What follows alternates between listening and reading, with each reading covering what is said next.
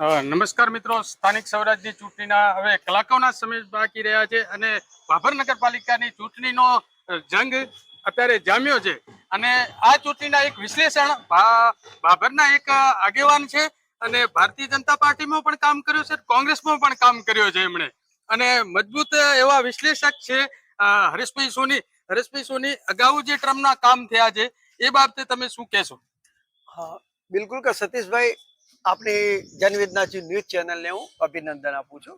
અને પ્રથમ તો અહીંયા ગાડી જે 5 વર્ષની જે એક ટર્મ હોય છે નગરપાલિકાની અંદર, એની અંદરથી જે પ્રથમ 5 વર્ષની અંદર જે 2.5 વર્ષનો જે ગાળો છે પાછળથી, પ્રથમ 2.5 વર્ષના ગાળાની અંદર થોડા નાના મોટા ગલીઓની અંદર રોડ રસ્તા બન્યા હતા, પાણીની સમસ્યાઓ પણ દૂર થઈ હતી. અને બીજું કે જે પાછળના 2.5 વર્ષ છે એ સમય દરમિયાન બલુભા બચુભા, એમના વાઇફ પોતે પ્રેસિડેન્ટ હતા અહીંના નગરપાલિકાના, અને એમની બદલીમાં જે સત્તા બલુભા બચુભા પોતે બેસતા હતા. અને એમના સમયગાળા દરમિયાન આજે નગરની અંદર સારા રોડ રસ્તા, પાણીની સમસ્યાઓ, સારા સુંદર બાગ બગીચા અને એવા બિલકુલ સારા કામો થયા છે. સતીશભાઈ, તો અગાઉની જે 2.5 વર્ષની ટીમ હતી એમાં તમારી નજરે કેવા કામ થયા? એ સમય દરમિયાન ગયા છે કઈ ગલી કુચીમાં જે નાના રોડ રસ્તા હતા, જે અંડરગ્રાઉન્ડ ગટરોનું કામકાજ જે બાકી હતું જે અગાઉનું, એ પણ સારા અને સુંદર થયું. દીપકભાઈના જે ટ્રમની અંદર પણ સારું ને સુંદર કામ થયું છે. ભાભર ઘણી એક દબાણ બાબતે વિખવાદ ઉભો થયેલો હતો, જે રોજગારી છીનવાની, અને એ વખતે તમે જે રીતે સોશિયલ મીડિયા કે મીડિયામાં આવે અને બોલ્યા હતા, તો એ બાબતે તમે શું કહેશો? બિલકુલ કે સતીશભાઈ, એ શું છે, નેશનલ હાઈવે ની વસ્તુ છે. નેશનલ હાઈવે અને નગરપાલિકાને કોઈ લેવા દેવા છે નહીં, પ્રથમ તો. અને બીજું કે જે આજે જે નાના રોજગાર ધંધાવાળા માટે જે એ લોકોએ નગરપાલિકાની નજીક જ બિલકુલ શાક માર્કેટ બનાવેલી છે, અને એ લોકોને કહેલું છે કે ભાઈ આ શાક માર્કેટ તમારા માટે જ છે, અને છતાં પણ એ લોકોએ કહ્યું કે ભાઈ અમને જગ્યા દૂર પડે છે.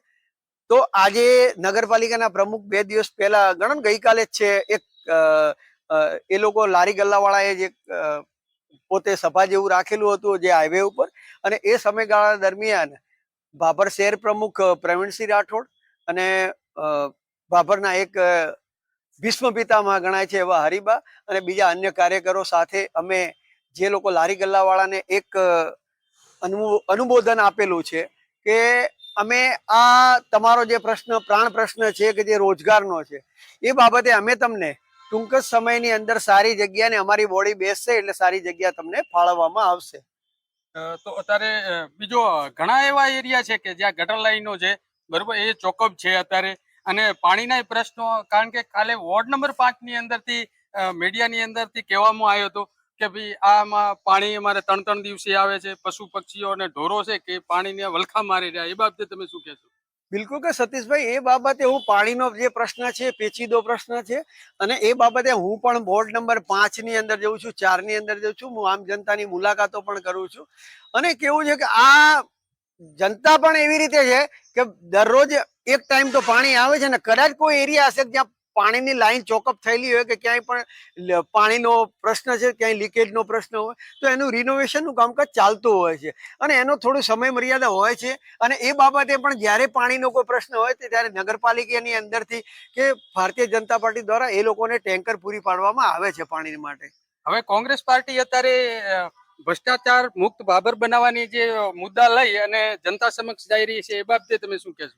બિલકુલ કે તમારી સતીશભાઈ વાત કેવી એ છે કે આજે વિરોધ પક્ષની અંદર છે, 20 વર્ષથી એ લોકો તલપાપડ થઈ રહ્યા છે કે અમારે સત્તા મેળવવી છે, સત્તા હાંસલ કરવી છે. એમાં એક સાંધે છે તે તૂટે એવી પરિસ્થિતિ છે એમનામાં પણ આજે પણ, બરાબર. અને એ જ્યારે સત્તા ઉપર છે જ નહીં તો ખોટી લોભામણી આમ જનતાને એવા વાયદા કરવાથી જરૂર શું છે? અને બીજું કે આજે એમની કદાચ સીટો આવશે તો 1, 2 કે કદાચ હદમાં 4 સીટો આવી શકે, બાકી એથી વધારે સીટો આવે એમ નથી. અને ભારતીય જનતા પાર્ટી આજે સત્તા ઉપર બેહવાની છે અને બેસશે 100%. પણ એક બાજુ 24 ને 24 ની વાત છે, અને તમે એમ પણ કહી રહ્યા છો કે 1, 2 કે 3 આવે, તો એ બાબતે તમે શું કહેશો?